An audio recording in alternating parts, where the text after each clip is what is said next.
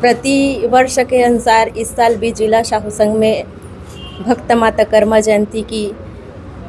आप सभी जनों को बहुत बहुत बधाई एवं शुभकामनाएं देते हुए प्रतिवर्ष अनुसार इस साल भी जिला साहू संघ में भव्य कार्यक्रम रखा गया है। कल 14 तारीख को शाम 4 बजे से बाइक रैली का कार्यक्रम रखा गया था और आज जो माता कर्मा की